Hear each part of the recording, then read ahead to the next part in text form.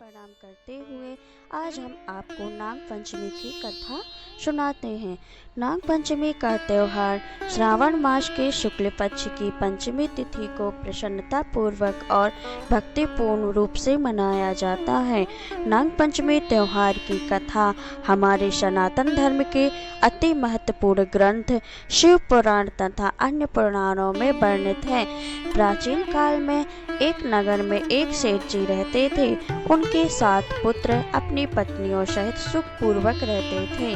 वे सेठ जी के सबसे छोटी बहू एक धर्मात्मा परिवार से आने के कारण अत्यधिक धार्मिक प्रवृत्ति की थी। वो हर दिन खूब पूजा पाठ किया करती थी। एक दिन बड़ी बहू ने अपनी सभी देवरानियों से कहा कि चलो घर को लेपने के लिए पीली मिट्टी लेकर आते हैं। ऐसा सुनकर सभी देवरानियां टोकरी और खुरपी लेकर पीली मिट्टी लेने के लिए खेत में गईं।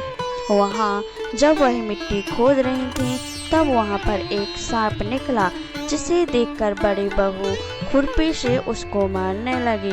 तब छोटी बहू ने कहा, दीदी ऐसा मत कीजिए, इसे मत मारिए, सांपों को मारने से पाप लगता है, इसलिए कृपया ऐसा मत कीजिए। यह सुनकर बड़ी बहू ने उस सांप को नहीं मारा। वह सांप एक झाड़ के नीचे जाकर बैठ गया। तब छोटी बहू ने सांप के पास जाकर कहा कि आप थोड़ी देर यहीं पर रुकिए, यहाँ से जाना नहीं, अब मैं अभी थोड़ी देर में आपके लिए दूध लेकर आती हूँ। ऐसा कहकर छोटी बहू अपनी जेठानियों सहित घर वापस आ गई और घर के कामकाज में व्यस्त हो गई। तो वो यह भूल गई कि सांप से दूध का वादा करके आई थी। सारा दिन घर के काम से थक हार कर वो अत्यंत गहरी निद्रा में सो गई। अगली सुबह जब वो उठी तो उसे अचानक याद आया कि कल वो सांप से दूध लाने का वादा करके आई थी। जैसे ही यह बात उसे याद आई तो वह दूध का कटोरा लेकर वहां पर गई, जहां पर वो सांप उसकी प्रतीक्षा अभी तक कर रहा था।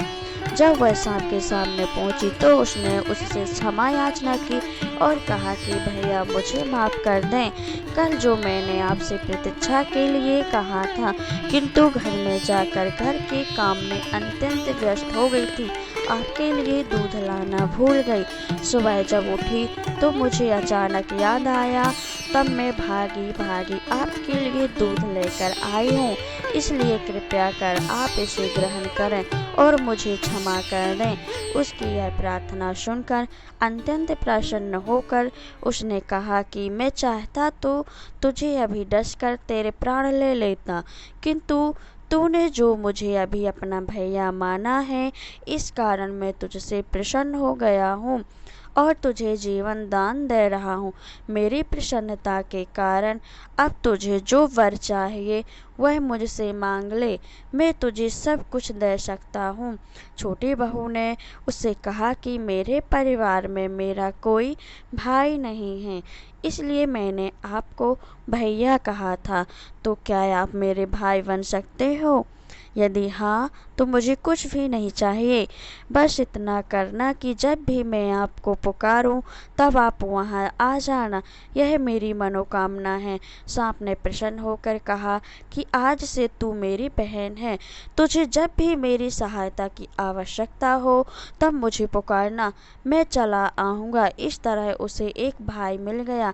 यह विचार कर वह प्रसन्न मन से घर वापस आ गई। एक दिन श्रावण के महीने में सभी बहुएं अपने अपने पीहर जाने लगी। तब छोटी बहू से सबसे ताना मारकर कहा कि तेरे पीहर में कोई है ही नहीं, तू कहाँ जाएगी? तब छोटी बहू ने कुछ नहीं कहा और वो उदास हो गई। उसने सोचा कि मेरा तो मायके में कोई भी नहीं है, मैं कहाँ जाऊँ? तब उसे अपने वो सांप भाई की याद आई। तब तुरंत ही वो सांप एक मनुष्य का रूप लेकर वहां प्रकट हो गया और सबसे कहने लगा कि मैं इसके परिवार का दूर के रिश्ते का भाई हूँ और इसे ले जाने के लिए आया हूँ। यह सुनकर सबने कहा कि इसके परिवार में तो कोई नहीं है, किंतु उस भाई ने सबको विश्वास दिलाया कि मैं इसका भाई हूँ। इस कारण उन्होंने छोटी बहू को भी उसके साथ जाने के लिए आज्ञा दे दी। रास्ते में उसने छोटी बहू को बताया कि बहन, मैं तुम्हारा वही सांप भाई हूँ। तुमने मुझे याद किया, इसलिए मैं तुम्हें नागलोक में लेकर जाऊंगा और अपने परिवार वालों से मिलाऊंगा। उनसे मिलकर तुम डरना मत। अभी तुम मेरी पूंछ पकड़ लो। ऐसा सुनकर छोटी बहू प्रसन्न हो गई और उसने उस सांप की पूंछ पकड़ ली। इस तरह अब वह नागलोक में पहुंच गई। वहां पहुंचकर उसने अत्यंत मूल्यवान हीरे, जवाहर, सोना, चांदी सब देखा। यह देखकर वो अत्यंत आश्चर्यचकित हो गई। सर्प ने उसे अपने परिवार वालों से मिलाया और उसे माता पिता के पास ले गया और माता से कहा कि यह मेरी बहन है, इससे मेरी जान बचाई थी। अब यह कुछ दिन हमारे साथ ही रहेगी। यह सुनकर उसकी माता छोटी बहू से मिलकर प्रसन्न हो गई और उसको गले से लगा लिया। उसकी अधिक आवभगत करने लगी। जब छोटी बहू वहाँ रहने लगी तो उसने देखा कि वहाँ सर्प के छोटे छोटे बच्चे थे। माता जब दूध गर्म करके ठंडा हो जाता तो वहाँ रखी हुई घंटी को बजा देती और उस घंटी की आवाज़ से सभी बच्चे आकर कढ़ाई में रखे दूध को पी जाते। एक दिन छोटी बहू ने कहा कि माँ, आज से गर्म दूध को ठंडा करके इन्हें पिलाऊंगी। किंतु जब वो दूध गर्म करके ठंडा कर रही थी तब जल्दबाजी में दूध ठंडा होने से पहले ही उसके हाथ से घंटी बज गई। इस कारण घंटी की आवाज़ सुनकर सर्प के बच्चे आकर वो गर्म दूध पीने लगे, जिसके कारण उन छोटे छोटे सर्प बच्चों के फन जल गए। वे सर्प के बच्चे क्रोधित होकर बोले कि आज हम इसे डस लेंगे। तब छोटी बहू को अपनी गलती का एहसास हुआ और उसने क्षमा याचना की, जिसके कारण उन्होंने उसे माफ़ कर दिया। फिर सर्प भाई ने अपनी बहन को खूब सोना, चांदी, गहने आदि देकर विदा किया। छोटी बहू जब घर आई तो उसे देखकर सब लोगों ने कहा कि अरे, तेरे भाई ने इतने सारे गहने दिए हैं तो इसे झाड़ने के लिए एक सोने का झाड़ू भी दे देता। तब उसे सर्प भाई ने छोटी बहू को सोने का झाड़ू भी ला के दिया और माता पिता का दिया हुआ हीरे का हार भी ला के दिया, जिसकी प्रशंसा सारे नगर में होने लगी। यह देखकर नगर की रानी ने राजा से कहा कि मुझे वह हार चाहिए। तब राजा ने अपने सैनिकों को वह हार लाने के लिए भेज दिया। राजा के डर से छोटी बहू की सास ने वह हार सैनिकों को दे दिया। छोटी बहू ने उदास होकर अपने सर्प भाई को पुकारा और उसे सब बात बताई। सर्प बोला, तुम दुखी मत हो, राजा तुम्हें खुद वो हार लौटा देंगे। रानी ने जैसे ही वो हार पहना, वो हार सर्प में बन गया। घबराकर रानी ने उसे फेंक दिया।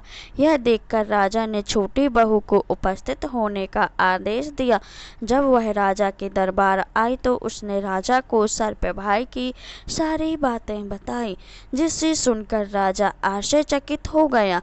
तब वहाँ पर जो सर्प भाई उपस्थित हो गया और उसने सारी घटना विस्तार से कही। यह मेरी बहन है और यह हार मैंने ही इसे दिया है। यह देखकर सब लोग आश्चर्यचकित हो गए और प्रसन्न होकर सभी ने नाग देवता को प्रणाम कर किया। और उस दिन पंचमी तिथि थी, इसीलिए उसी दिन से नाग पंचमी का त्योहार